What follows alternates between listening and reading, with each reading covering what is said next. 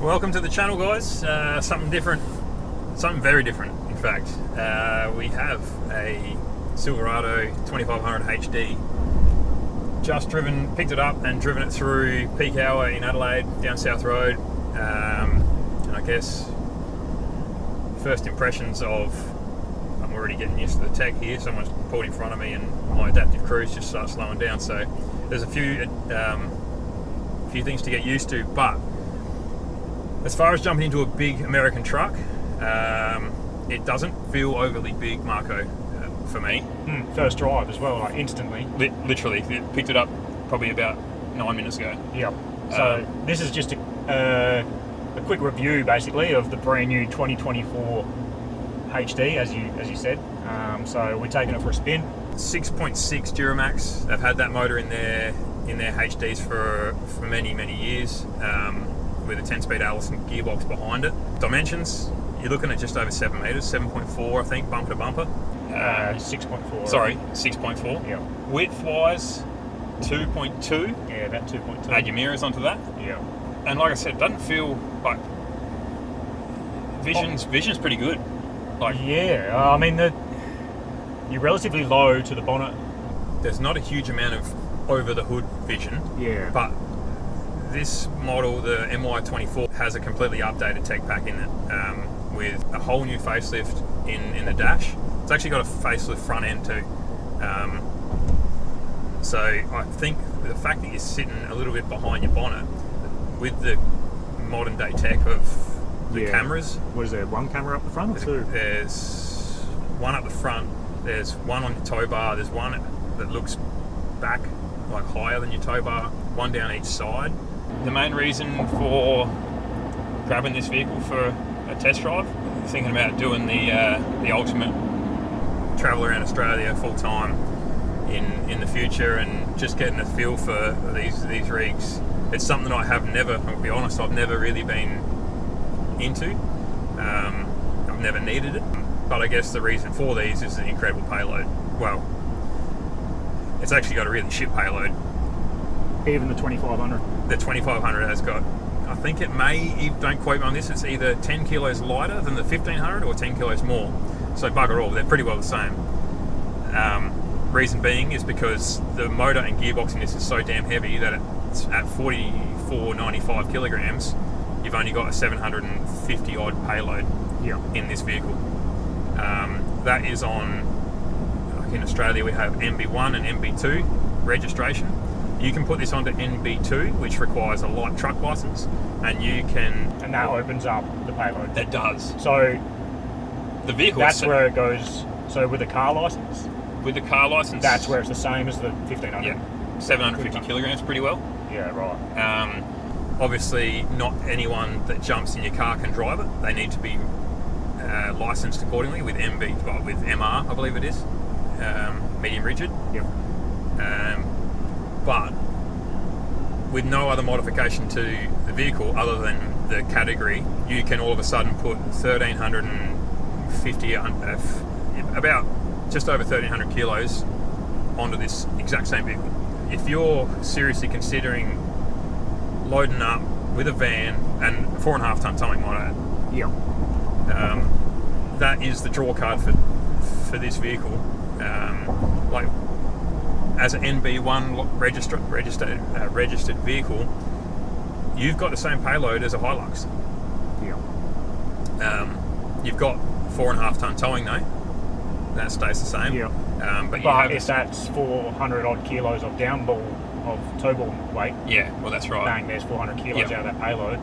Two adults, 150, 160 kilos. You can still see its weight's still a consideration. So it's useless on the NB1, really. I think it's a bit of a wank here. Like, I don't see the point in buying a HD over a 1500. I would opt for NB2, and then weight wouldn't be so much of an issue. Yeah, it wouldn't be an issue whatsoever. No, I think your gross combination GCM is like 12, over 12 ton. Don't quote me on the figures, but I think that's what I saw. So you're talking some big numbers, and there would be, in this day and age, and I think the government will start to crack down in Australia with overloaded vehicles. There's so many people travelling. There's so many overloaded vehicles, like your dual cabs towing 3.5 tonne vans, and people just don't understand about the weight limits. So I think that it's a money-making scheme for the government.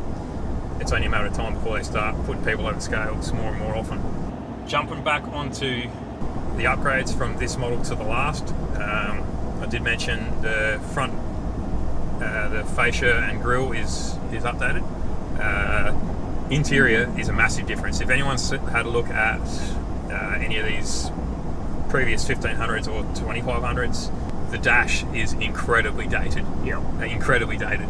I mean, so does a Y62 Patrol, you know, that's 2013 type of, or it's really 1990s type of interior fit out. But yeah, with like doesn't deter many people. Wood grain. Yeah, wood grain. Actually, this does have wood grain. Has a CD player. I think now the Chevys have got up to speed with the Rams and their dash and their tech. Like they had a very nice interior. Yeah.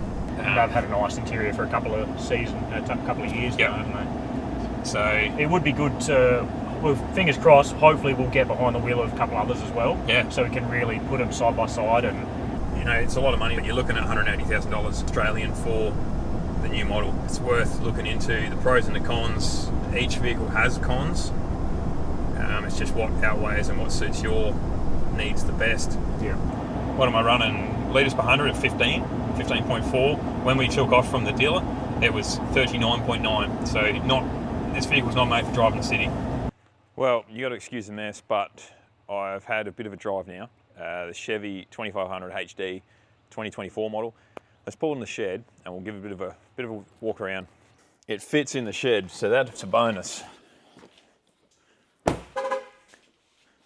Don't know what that's honking at me for. This is a really nice car. I'm pretty impressed. Very first look at it, I've only driven it probably 200 Ks, but this is literally a first impression. It's an expensive car, $180,000 off the showroom floor.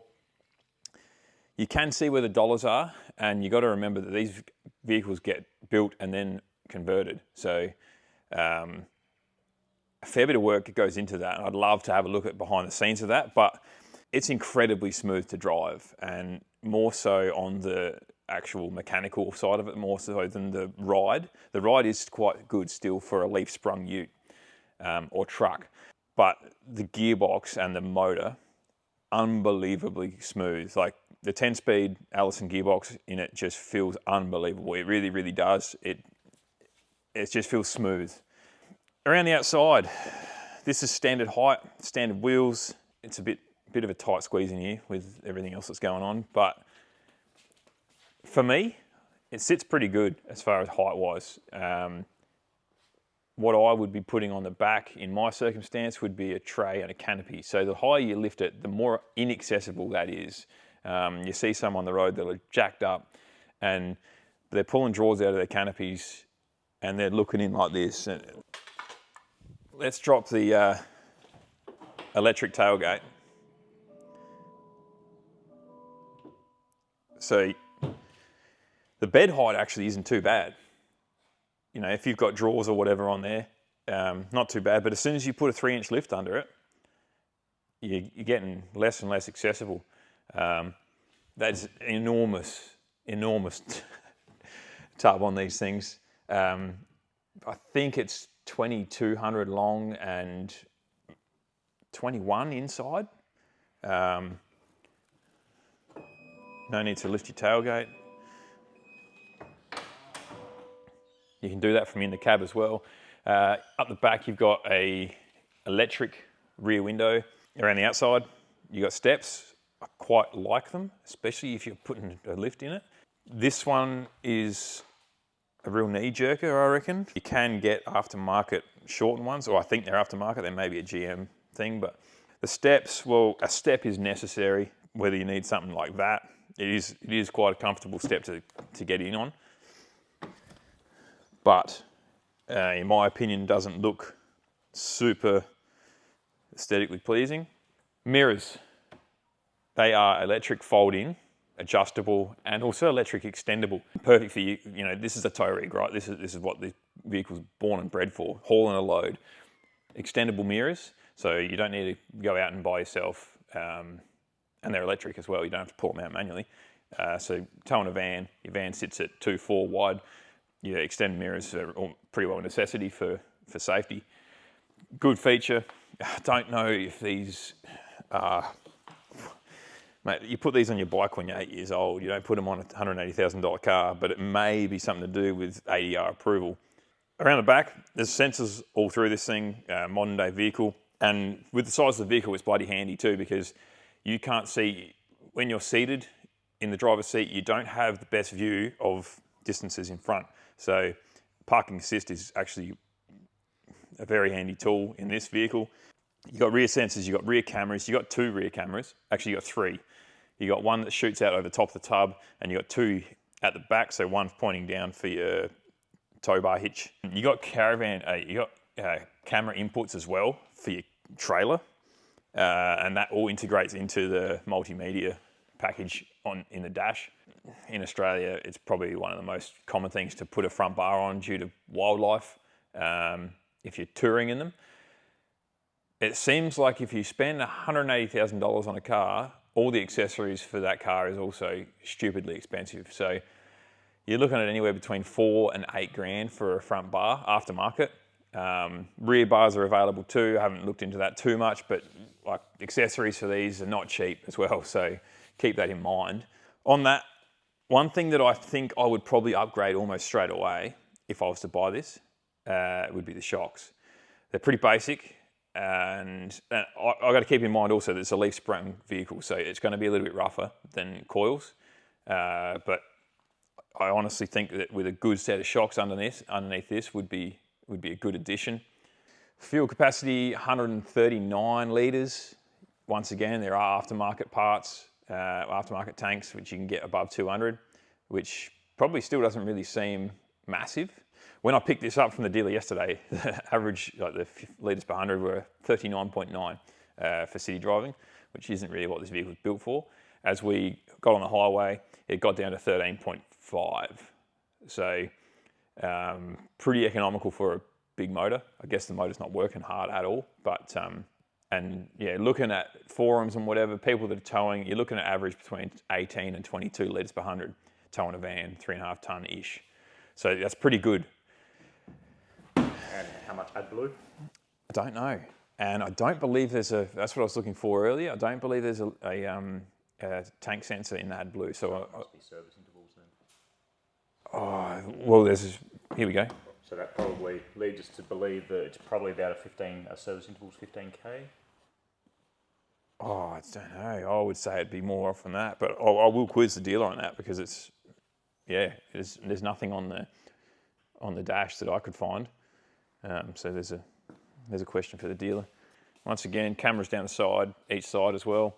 I think I mentioned that last night, but yeah, vision on it's pretty good with those things. Without it, like I said, you do sit down behind a big wall of a bonnet, which looks very nice. The front end on this is, I personally think it's the better of the three, the Ram, the Ford and the Chevy. I think this front end looks the best, especially with this updated grille without the Chev font across the front, just with the bow tie. We'll jump inside and we'll have a bit more, seems to have had a bit more of a play on the interior. Seats are very comfortable. They're heated and cooled. Cooled for me is a massive one, especially, you know, we've done a fair few Ks around Australia. My back gets sweaty and I thought leather seats is going to be even worse, but the cooled seats is a massive benefit for me. I love it. I would prefer it overheated, but there is heated as well. There's also heated seats in the back, not cooled. All electric, your lumbar support, forward, back, up, down. You can set presets. I think there's 2 presets. So seats are great. The safety features in this car, your lane assist, your park assist, your high beam, automatic high beams, have to be there for safety ratings in this country. But the good thing about them is you can turn them off at a touch of a button. So lane assist there, park assist, your high beams after finding it. It's not smart enough The technology's not there to be dipping it safely for other drivers, in my opinion. So I don't like that feature, but it is just a touch of a button and it stays off even if you've turned the car off. When you go to turn it back on, the function is as you left it. So that's good. What else we got on the dash here, Marco? Exhaust brake. Now, exhaust brake, in my opinion, didn't do a huge amount, but if you're concerned about that because you're towing a big load, you've got factory electric brakes as well with a controller, plus and minus. So that's pretty cool. Heads-up display, which I kind of don't mind.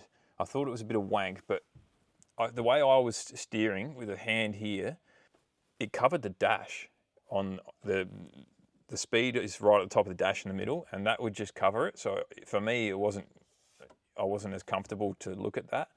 But with the heads-up display with the speed, that's pretty good actually. I was paying more attention to that speed than I was the one on the dash. You can also get a inclometer onto the heads-up display, so that gives you the degree on which your car is sitting. So it had body rolled inclometer and also forward and back inclometer. So I thought that's pretty cool. The center console in this thing's bigger than a rear seat in a normal car. And they got a divider in there, like, it's huge. There's power in there in front of it, and I love this feature, is wireless charger for your phone. So driving along, you got your phone there, charging away. Great. More cars should have that in it. It's in a good spot and it's a good feature. Rear seats, I had a bit of a sit in there last night. They're surprisingly comfortable. They look flat and like a board, but they're actually surprisingly comfortable. There's actually some cool, I'll jump out and show you. So you've got pretty common center rear seats. There's so many cup holders in this car. There's 2 in the back plus door. In the front, you've got 2, 4 in the center console, and you've got, I think, 3 in each door. So you've got way more cup holders than you do people in the car. You can fit a bottle of wine in the one in the front seat. I don't know if that's a good idea, but storage, perfect. Like, you're always looking for somewhere to either chuck rags or something in the car. So they've utilised in the back seat these little storage pockets, which I thought was great. Underneath, you've got a storage under there too. They have chosen to run with the wood grain in the trim details. Well, not your typical wood grain, but it is still a wood grain sort of vibe to it. Sound system, I've read a little bit about these vehicles online and people's thoughts because they've been out for a little while now, and in the States especially.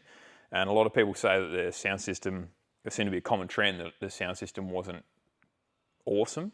I wasn't too upset with it. I thought it was relatively good.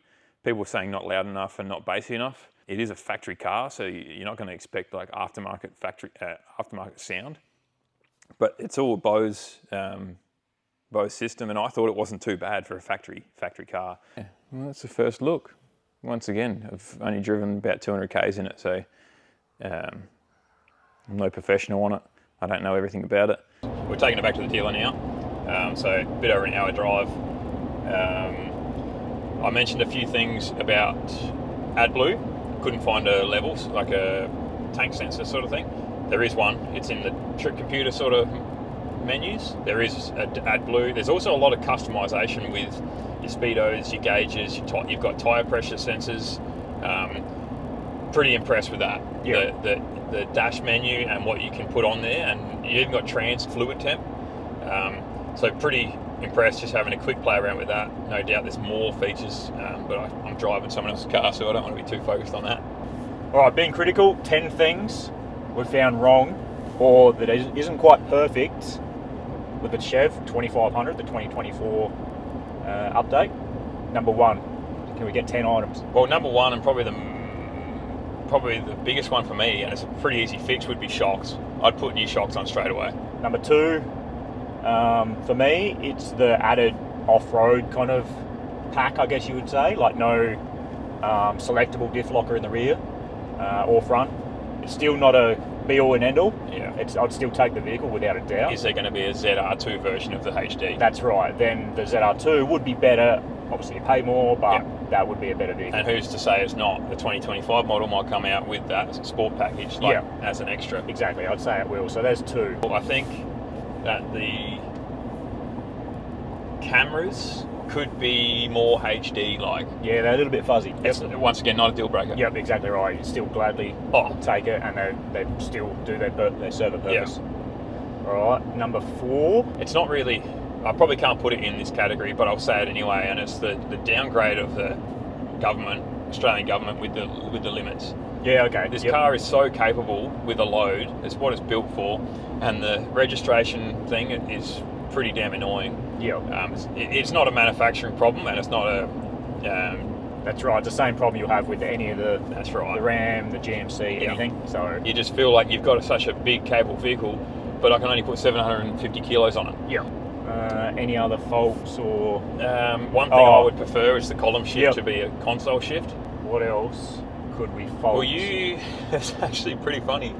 The little bit of dash, well, you have seen a couple bits of just margins that aren't like spot on as far as a prestige vehicle. Just the button on the for the second. We didn't actually know it was a button.